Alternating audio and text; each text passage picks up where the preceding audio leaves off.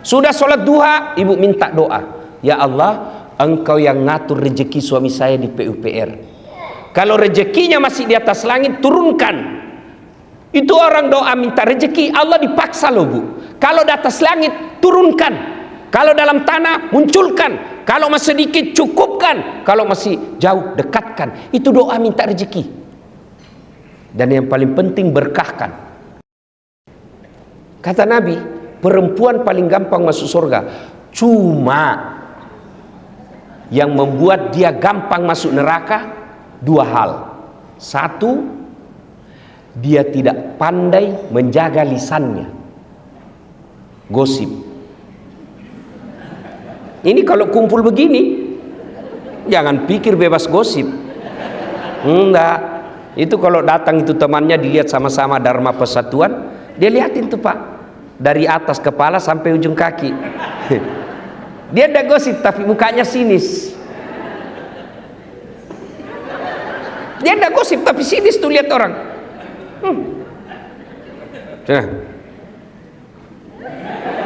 Kenapa? Kayak umbul-umbul. Iya toh ibu. Maka perempuan kalau dia mampu menahan lisannya, insya Allah gampang masuk surga. Tapi sayang seribu sayang, setan tahu rahasia ini, maka dibuatnya gampang dia terprovokasi. Kau tahu katanya, oh iya, padahal dia tidak tahu itu.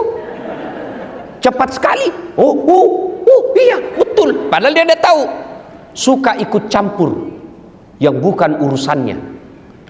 Nah biasanya kalau perempuan orang suka ikut campur, takdirnya semasa hidupnya seperti tauge. Ibu-ibu tahu tauge? Ibu tahu tauge?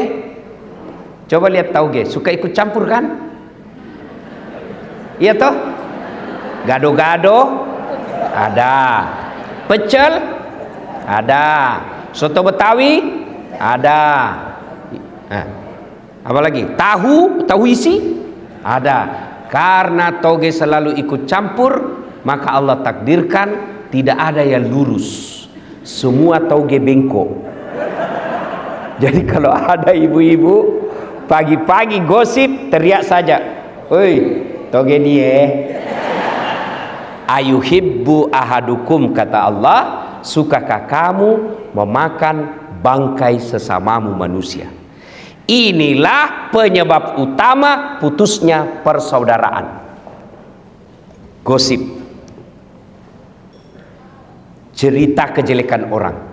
Meskipun saya jelek, saya tetap marah ketika kau cerita saya jelek. Itulah sebabnya Allah melarang.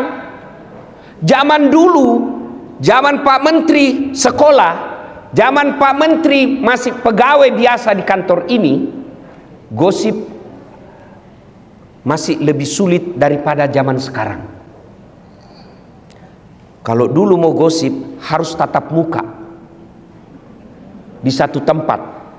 Sekarang satu di Jenek Berang Makassar, satu di Jawa Timur, satu di Riau, kumpul di grup Dharma Wanita Persatuan PUPR. Siapa yang dikosip? Temannya yang ada di Jambi. Nah, itu tidak perlu ketemu. Setan mempermudah, dan kita gampang sekali mencet jari ketika berbicara keburukan orang. Itulah sebabnya Nabi sampaikan, beruntung orang yang terlalu sibuk mencari aib dirinya sehingga tidak punya waktu untuk mencari keburukan orang lain. Itulah pepatah dulu waktu kita sekolah mengatakan, semut seberang lautan tampak olehnya, sementara gajah di pelupuk matanya tak nampak. Ini yang banyak sekarang di media sosial, apalagi jelang pilpres kemarin. Oh Masya Allah, orang mau jadi presiden, dia panen dosa. Maka ibu-ibu, saya cinta kalian karena Allah, hindari gosip, hindari gibah. Tapi yang saya ceritakan benar, justru benarnya namanya gibah. Kalau salah namanya fitnah. Maka pelajaran pertama, kalau mau merapatkan persaudaraan, hindari gosip. Perempuan kalau mampu menahan lisannya dari gosip, insya Allah gampang masuk surga. Yang kedua, kata Nabi, penyebab perempuan gampang masuk neraka karena dia tidak mampu mensyukuri kehadiran suaminya. Coba, berapa banyak nanti perempuan soleh secara ibadah mahdah kepada Allah, tapi terpaksa masuk neraka. Kenapa? Karena dia sudah bantah, suka melawan, suka menjajah suaminya.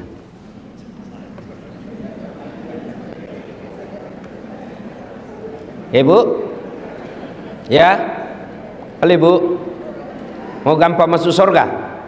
Mau ibu? Mau? Kata Nabi, minta ridha suami. Bagaimana cara minta ridha suami? Yang praktikum, yang langsung bisa dipraktekkan. Satu, kalau suami mau berangkat, jangan lupa usap dadanya, minta ridhanya.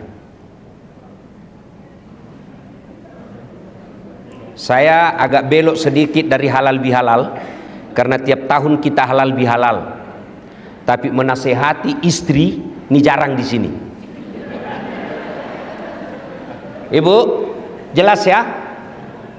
Mau dapat ridhanya suami, suamimu setiap mau pergi, jangan pernah dia tinggalkan rumah tanpa ibu antar sampai ke mobil. Itu real. Tapi kadangkala perempuan modern, suaminya pergi tanpa dilihat sama sekali. Itu awal ibu jauh dari ridha Allah. Antar, pegang tasnya, masuk ke mobil. Itu istri saya, Pak Menteri. Meskipun Ibu Kartika juga demikian, ya. Meskipun saya selisih 26 tahun, Pak Menteri tadi bilang istri saya itu ustadz cerdas. Beliau kadang lebih menasihati saya. Memang istri begitu. Daripada ibu jaga HP suami, tapi kan kita tidak berkhianat. Ya, tidak berkhianat. Jadi gimana caranya? Istri saya kalau saya mau keluar, itu ransel saya dipikul. Ya, saya bilang karena ransel saya itu ya setiap kemana-mana agak berat, karena banyak barang elektronik di dalam untuk saya mengajar. Bawa. Lalu dia bilang, jangan, nggak usah sayang, biar saya bawa. Kata istri saya, beratnya ransel ini tidak seberat beban ustadz cari nafkah untuk kami.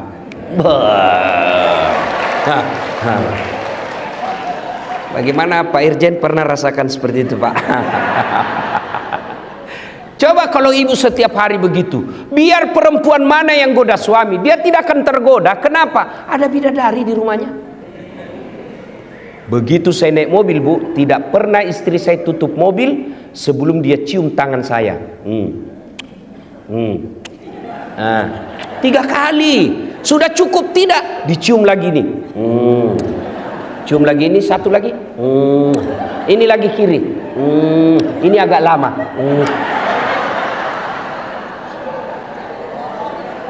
Ayo bapak-bapak pernah merasakan? Ibu-ibu setiap mau pergi suami cium tangan. Nah, pantas perempuan lain cium tangannya suami. Coba ibu amalkan deh, ini real. Nggak usah, ibu tidak usah menjelis taklim 1 bulan kalau nggak praktek ini. Itu real bisa ibu dapat ridha suami. Apa cukup sampai di situ istri saya? Tidak. Dia usap dada saya, lalu dia bilang, Ustadz, ridhoi saya. Dia tidak tutup pintu mobil sebelum saya bilang, ya, meskipun semalam bertengkar. Bohong kalau ada suami istri tidak pernah bertengkar. Apa Ustadz tidak pernah bertengkar? Bohong. Bohong kalau ada katakan Ustadz tidak ada masalah rumah tangganya. Bohong. Saya aja ada masalah, Ibu. Apalagi setelah saya viral kemana-mana. Banyak masalah saya, Pak Menteri. Apa masalah saya? Banyak janda curhat. modus pura-pura minta doa-doa penenang jiwa. Lama-lama dia bilang, Ustadz, maukah Ustadz menjadi imam dalam hidup? Saya bilang, mohon maaf ibu, saya bukan imam, saya penceramah. Jelas ya ibu? Real. Yang kedua, ibu sebagai istri pejabat ataupun bukan pejabat, ketika suami pergi, bantu suami cari nafkah. Bagaimana bantu suami cari nafkah? Ibu tidak usah dagang kiri kanan keluar rumah, nanti difitnah orang. Real, bukan pekerjaan yang mendatangkan rezeki. Kalau pekerjaan yang mendatangkan rezeki, semua orang yang sama pekerjaan tupoksinya mestinya sama uangnya. Tapi menurut keyakinan kita orang Islam, yang mendatangkan rezeki al-waqi'ah, kemudian duha, kemudian sedekah dan silaturahmi. Jadi ibu kalau mau bantu suami cari nafkah, sholat duha. Suami pergi, anak sudah pergi sekolah, jam 8, ibu ambil wudhu, sholat duha 2 rakaat. Ada waktu, tambah 4, masih cukup 6, masih luang 8 rakaat. Bagaimana caranya? Sama sholat sunnah yang biasa, cuma bedanya niat. Tahajud niatnya tahajud, waktunya malam hari. Sholat duha niatnya duha, waktunya pagi hari. Jangan juga ibu sholat duha malam hari. Saya sudah sholat duha Ustaz tadi malam, aduh. Malam hari dia sholat duha. Sholat duha pagi hari. Sudah sholat duha, ibu minta doa, ya Allah, Engkau yang ngatur rezeki suami saya di PUPR. Kalau rezekinya masih di atas langit, turunkan. Itu orang doa minta rezeki, Allah dipaksa loh bu. Kalau di atas langit, turunkan. Kalau dalam tanah, munculkan. Kalau masih sedikit, cukupkan. Kalau masih jauh, dekatkan. Itu doa minta rezeki. Dan yang paling penting, berkahkan. Sudah itu ibu ambil HP, telepon, bang, gimana kabar? Alhamdulillah baru tiba di kantor. Ya bang, jangan menghalalkan segala cara. Baru saja saya doakan dalam sholat duhaku, insya Allah Allah akan bukakan rezekimu. Salam sayang selalu dari istrimu di rumah. Itu langsung dikasih lihat itu semua temannya di kantor. Ini istri saya. Ibu pernah WhatsApp begitu? Real, cari ridha Allah, bantu suami cari nafkah, sholat duha. Kalau ini ibu lakukan, insya Allah suami tidak akan macam-macam. Cuma yang kadang-kala masuk WhatsApp, bang, jangan lupa singgah beli gas. Bang, jangan lupa singgah beli ikan. Salah? Tidak. Tapi sertakan juga mengingatkan suami untuk ibadah. Itu istri yang soleha. Masuk waktu sholat, bang, sudah duhur ini bang, sudah sholat enggak? Belum. Sudahlah, tinggalkan dulu pekerjaan. Itu pekerjaan bisa dikerja, sholat tidak bisa kau tunda. Ayo sholat. Itulah istri yang dapat ridha dari suaminya. Kemudian pulang suami, semestinya istri yang soleha kata Nabi, pulang suaminya menyenangkan hati ketika dipandang wajahnya. Tanyalah bapak-bapak, senang tak mandang ibu ketika di rumah? Bagaimana istri yang soleha? Menyenangkan hati dipandang suaminya. Jadi kalau ibu tahu suami pulang pukul 5 petang, sudah kira-kira 15 menit sebelum pukul 5 ibu dandan. Warna apa dia senang suami? Dia senang warna coklat, pakai warna coklat. Tapi saya tidak senang. Ibu mengalah karena menyenangkan suami, itu ridha Allah. Kalau perlu pakai baju renang.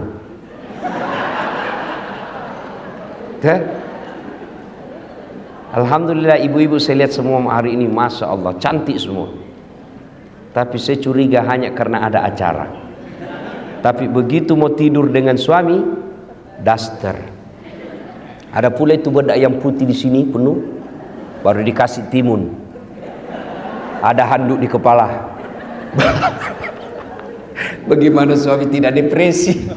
Aduh, setengah mati saya cari duit begini jodoh saya. Maka istri yang baik menyenangkan hati ketika dipandang wajahnya. Yang kedua kata Nabi, ketika suamimu ada di rumah, maka buat dia tenang dan betah di rumah. Mohon maaf Ibu ya, saya sengaja tema ini bahas karena ini acaranya Dharma Wanita Persatuan. Supaya ada bekas kita bawa pulang untuk ini Bu. Dunia sementara. Pak Basuki menteri sekarang, tinggal beberapa saat akan ditinggal. Tapi menjadi suami, menjadi istri, itu bisa sampai akhirat. Dan Ibu tahu makna dari doa fid dunya hasanah. Kebahagiaan di dunia, keselamatan di dunia menurut para ahli tafsir menafsirkan ayat ini yang disebut kebahagiaan di dunia punya istri yang soleha. Bapak bisa bayangkan bagaimana kalau istri kita intimidasi, mana bisa kita tenang?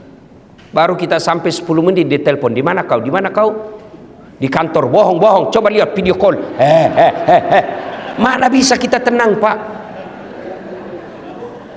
Saya yakin Ibu Menteri, Pak Menteri, Pak Basuki bisa hebat seperti sekarang karena punya istri Ibu Kartika.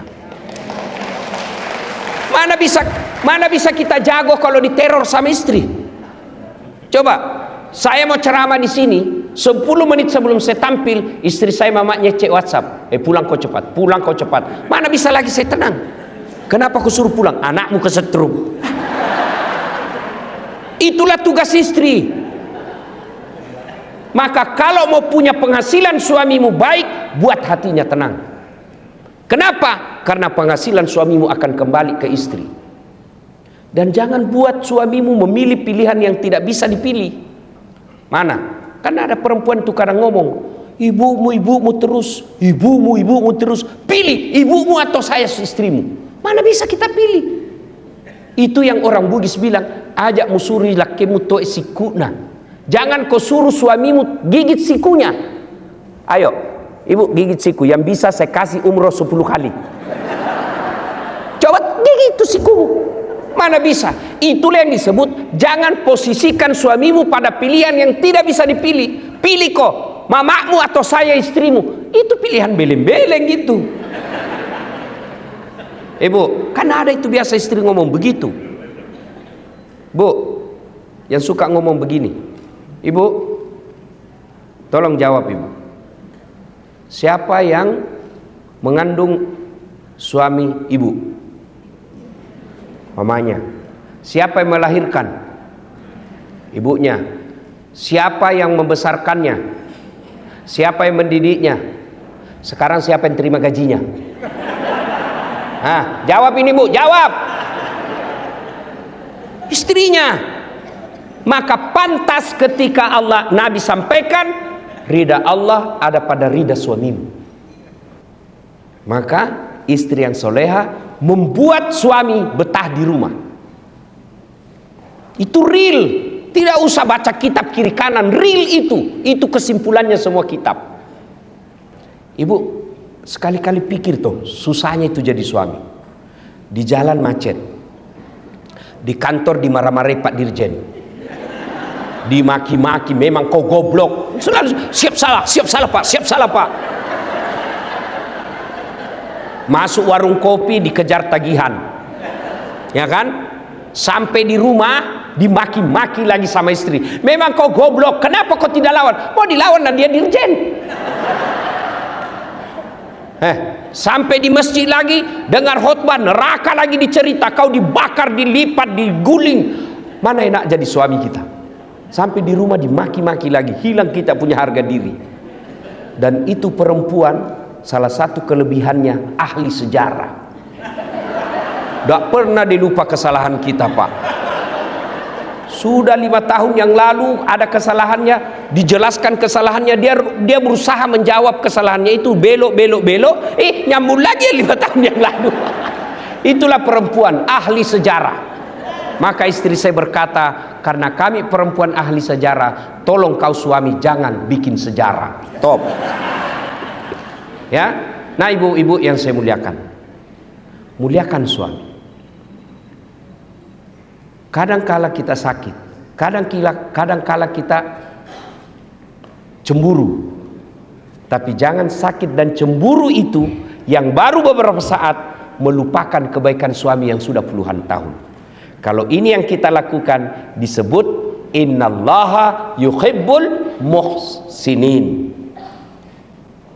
Allah mencintai orang-orang yang bukan saja memaafkan suaminya, tapi juga membalas dengan kebaikan. Itu esensi dari halal bihalal. Memaafkan, bukan sekedar memaafkan, tapi juga dia berbuat baik kepada orang yang menyakitinya. Ibu bapak saudara-saudara sekalian, suatu kali Nabi lagi duduk-duduk dalam masjid. Tiba-tiba Nabi bersabda, sebentar lagi akan muncul penghuni surga. Datang dan semua orang melihat, apa kelebihannya ini orang? Kalau dilihat dia masyarakat tidak terkenal, ibadahnya juga tidak istimewa. Lalu Abdullah penasaran, dia mau tahu apa amalnya ini sehingga Nabi jamin masuk surga. Maka dia datanglah ke rumahnya dan berkata, Assalamualaikum Tuan. Waalaikumsalam. Bolehkah saya menginap di rumahmu? Oke, nginap. Abdullah malam bangun sholat tahajud. Yang dijamin masuk surga yang punya rumah, dia cuma tidur. Pagi hari Abdullah bin Umar sholat duha, ini cuma duduk. Sore hari Abdullah tadarus, ini orang cuma lihat-lihatin. Hari 2, 3 begitu. Abdullah kemudian berkata dalam hati, sepertinya lebih banyak amalku dari ini orang. Dan dia berterus terang, Tuan, saya mau tahu apa keamalanmu sehingga Nabi jamin kau masuk surga. Dan itu 3 kali Nabi ucapkan. Kata dia, tidak ada, kau lihat amalmu lebih banyak dari saya. Kau sholat malam, saya tidur. Lalu Abdullah berkata, baiklah kalau begitu saya pamit pulang. Belum jauh dipanggil, Abdullah ta'al sini dulu. Apa gerangan? Ada yang saya lupa. Apa itu? Saya setiap malam sebelum saya tidur, saya berdoa kepada Allah, ya Allah, ampuni orang yang menyakitiku dan bersalah kepadaku hari ini, karena aku telah memaafkan mereka sebelum saya tidur. Lalu Abdullah berkata, Allahu Akbar, itulah yang membuatmu gampang masuk surga. Ternyata orang yang ibadahnya sederhana tapi tidak punya sifat pendendam jauh lebih gampang masuk surga. Orang yang banyak ibadahnya tapi dendam dia bawa sampai mati. Inilah makna halal bihalal, memaafkan. Nah sekarang bagaimana cara kalau sudah terlanjur? Kemarin pilpres 01, 02, 03. Sekarang tidak ada lagi 01, 02, 03. Sekarang 00. Mari kita tinggalkan semua itu. Namanya pesta demokrasi, pasti ada kalah, pasti ada menang. Dan kalau menang, ya dia punya tanggung jawab menjalankan. Kalau dia kalah, kalau dia bersabar, dia dapat pahala sabar. Nah, sudah. Bagaimana cara menyambungkan? Satu yang paling efektif menyambungkan silaturahmi, sedekah. Sedekah. Pak Menteri ada marahi staf. Nah, saya sudah kasih begini masih kau salah juga. Sudah ada topoksimu masih salah juga. Marah. Sudah marah Pak Menteri, katakan, ya sudah, lain kali jangan begitu ya. Ini ada pembeli pulsa. Katanya anak buah, Pak, besok marah lagi deh Pak. Itulah hebatnya sedekah. Saya tanya ibu-ibu, senang suami pelit atau dermawan? Senang tetangga pelit atau dermawan? Senang tetangga pelit atau dermawan? Teman pelit atau dermawan? Tidak ada orang suka orang pelit. Bahkan orang pelit sekalipun tidak suka sama orang pelit. Iya toh ibu? Jangan ke rumahnya pelit, padahal dia juga pelit. Maka menyambungkan silaturahmi, sedekah. Tapi jangan salah paham, sedekah tidak selalu duit. Apa sedekahnya Kementerian PUPR? Bangun jembatan. Apa sedekahnya PUPR? Perbaiki irigasi. Itu sedekahnya. Kalau duit, berapa duit kita? Pasti korupsi kalau ada pegawai negeri banyak uangnya. Tapi sedekahnya kita adalah itu, PU, perumahan dan perumahan rakyat. Lakukan tugasmu, insya Allah meskipun pensiun, amal jalan. Saya bilang tadi sama Pak Menteri, saya dakwah, ayo sedekah. Orang hanya sedekah selelisan. Tapi kalau Pak Menteri, ayo bangun jembatan, langsung jadi amal jariah. Kalau saya belum tentu. Maka merugi orang yang punya jabatan dan kuasa, tidak memanfaatkan jabatan kuasanya untuk sedekah akhirat. Kata Nabi, siapa yang mau dipanjangkan umurnya, dimurahkan rezekinya, dan tertolak dari bencana, maka hendaklah dia bersilaturahmi. Dan masjid itu bisa diselesaikan pekerjaannya hanya dengan modal silaturahmi dalam pekerjaan ustadz dan balai besar PUPR yang ada di Makassar. Itulah sedekahnya Bapak. Itu sedekah, ya, bukan sedekah selalu duit, karena duit kita tidak seberapa. Maka sedekahlah dengan pekerjaan. Jembatan diperbaiki, jangan sudah diresmikan, belum diresmikan sudah rusak. Ibu bapak saudara-saudara sekalian, inilah makna halal bihalal kita. Wa'tasimu bihablillahi jami'an wa la tafarraqu. Berpegang teguhlah kepada tali persaudaraan agama Allah dan janganlah engkau bercerai-berai. Dan di tempat ini saya bahagia sekali sebab meskipun ibu-ibu istri para menteri sudah lewat masa jabatannya, tetap dilibatkan di acara ini. Inilah yang disebut kebersamaan. Mudah-mudahan kebersamaan seperti ini terus kita rawat sampai kita nanti bertemu di akhirat bersama Rasulullah minum di telaga Al-Kautsar. Demikian, lebih dan kurangnya mohon dimaafkan. Usikum wa nafsi bitaqwallah. Assalamualaikum warahmatullahi wabarakatuh.